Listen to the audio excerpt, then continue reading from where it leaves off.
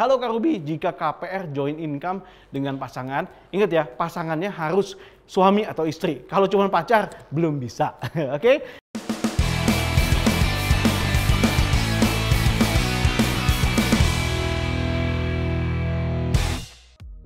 Hai Property People, ketemu lagi sama gue Ruby Herman di program Kata Ruby. Di program Kata Ruby ini gue bakal menjawab pertanyaan dan keresahan dari Property People terkait sama urusan properti. Jangan khawatir, gue bakal jawabin pertanyaan kalian satu persatu. Pakai bahasa yang gampang dimengerti. Oke. Buat Property People yang pengen nanya juga langsung aja tulis pertanyaan kalian di kolom komentar video ini. Dan jangan lupa sertakan nama IG kalian atau kalian juga bisa tulis di kolom komen Instagram rumah123.com. Gua bakal pilih beberapa pertanyaan buat dibacain di setiap episodenya.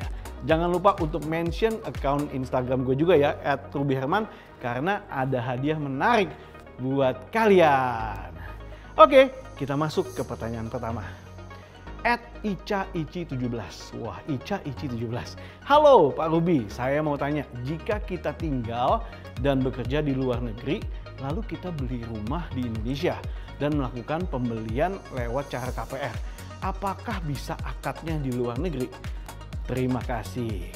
Oke, terima kasih buat Ica-Ici. Ini mungkin sebagai diaspora ya, karena bekerja di luar negeri. Nah, warga negara Indonesia yang kerja di luar negeri bisa beli properti di Indonesia asal perusahaan tempat dia bekerja punya cabang nih yang buka di Indonesia juga. Jadi ada legalitasnya yang berada di Indonesia, kantornya juga ada di Indonesia. Sehingga bank bisa mengecek untuk track record perusahaannya, lama dia bekerja, berapa gajinya. Jadi akadnya pun dilakukan di Indonesia untuk saat ini ya. Jadi buat Ica-Ici yang mungkin kerja di luar nih, ya kan, dapetin devisa negara gitu kan, bekerja dapat uang dari luar negeri. Nah, bisa nih punya properti di Indonesia ya sambil cicilan-cicilan sambil melakukan kredit. Untuk syarat-syaratnya nanti bisa dibicarakan bersama bank-bank yang bersangkutan. Tinggal pilih kan. Nah, silakan pilih juga developernya. Kalau bingung, nah bisa cek di website rumah123.com karena banyak sekali pilihan-pilihan properti yang cocok nih buat Ica dan yang sesuai sama budget Ica. Dan juga bisa ngobrol-ngobrol dan juga tanya-tanya. Oke, sebelum kita lanjut ke pertanyaan selanjutnya, gue mau minta waktu kalian juga untuk klik tombol subscribe di channel YouTube Rumah123 buat dapetin informasi terkini seputar properti. Kita lanjut ya ke pertanyaan berikutnya. Oke, @Adinda N. Pak Ruby izin bertanya, jika seorang yang awalnya ambil KPR namun di tengah jalan tidak sanggup untuk membayarnya, apakah tunggakan KPR tersebut dapat dialihkan ke keluarganya? Oke, thank you so much Adinda. Nah, buat Property People yang sudah ambil KPR, lalu tiba-tiba nih di tahun ke-6 atau ke-7 atau kondisinya nggak memungkinkan untuk bayar. Pertama bisa datangin dulu ke pihak bank, ngobrol dulu, bicara dulu, ya kan? Apakah ada solusi? Ada program namanya restrukturisasi, di mana bisa mengatur jumlah cicilan gitu kan ya, bisa bicarakan gitu kan kondisinya. Ada yang mungkin libur bayar untuk pokoknya gitu kan ya, tapi bunganya tetap bayar. Nah, itu bisa diobrolin dulu ya. Nah, kemudian juga cari solusi yang terbaik. Kalau sampai nggak ketemu titik temu, ya kan? Nah, nggak menutup kemungkinan untuk kayak over credit. Nah, over credit ini kita cari siapa yang ingin membeli ya properti tersebut. Atau tadi pertanyaannya juga, apakah saudara bisa bayar atau gimana? Nah, itu mirip dengan posisinya kalau pemindahan hak dan kewajiban atau over credit. Jadi saudara yang tanggung harus si saudara tersebut menjadi seorang yang mengajukan kredit yang terbaru gitu kan ya.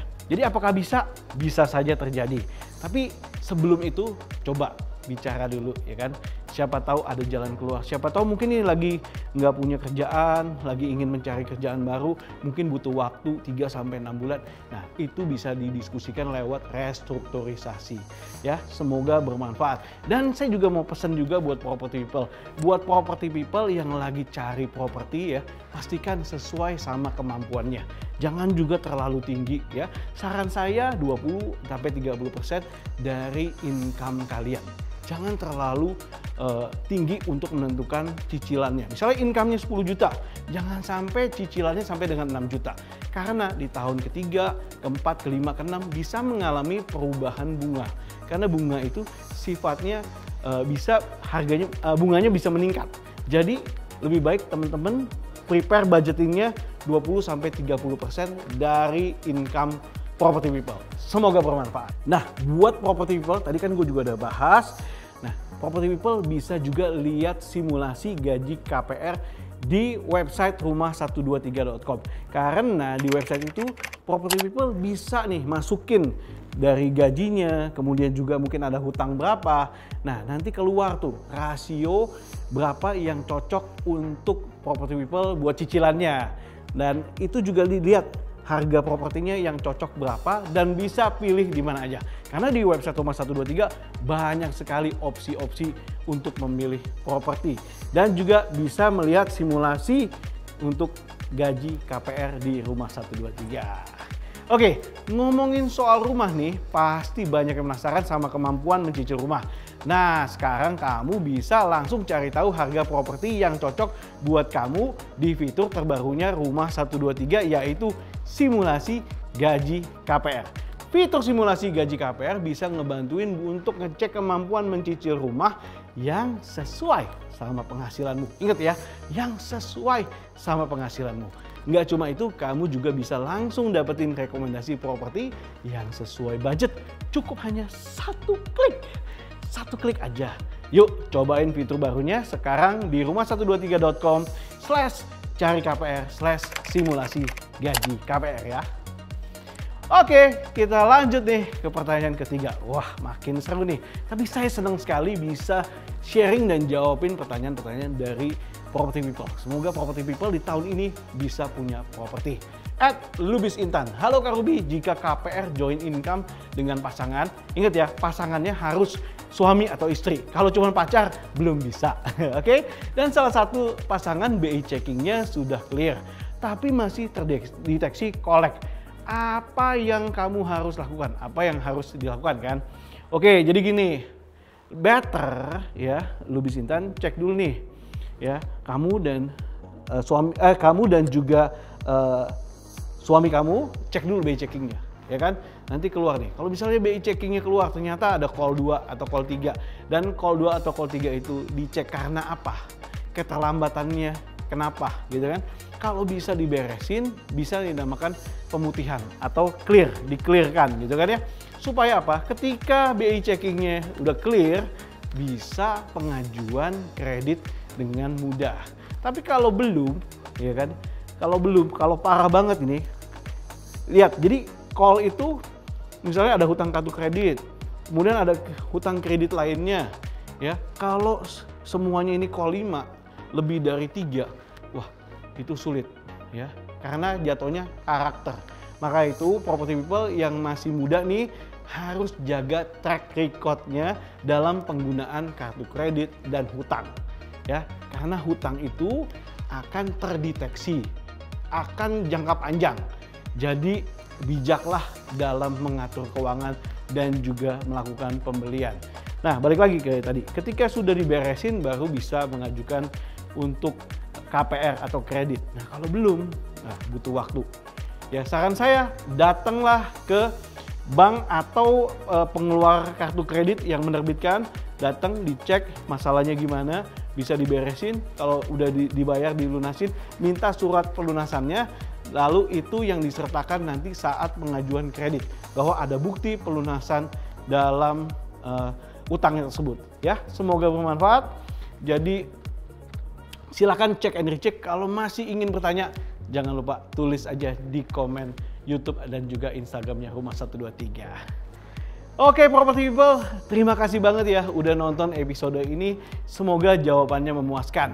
Kalau ada pertanyaan apapun seputar properti, tulis aja di kolom komentar YouTube atau Instagramnya Rumah 123 ya.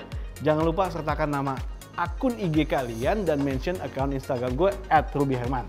Nah, buat kalian yang penasaran sama berita terkini seputar properti, para selebriti atau tokoh papan atas, jangan lupa saksikan Poin Property in News di channel YouTube Rumah 123 ya. Dapetin juga informasi lengkap tentang properti dengan subscribe channel YouTube Rumah 123 sekarang juga. Jangan lupa like dan share video ini ke teman atau kerabat lo yang masih suka bingung soal properti ya. Buat urusan hunian mulai dari nyari sampai nempatin rumah baru, rumah123.com selalu ada buat kamu. Gua Ruby Herman, sampai jumpa di program Kata Ruby berikutnya. Bye-bye.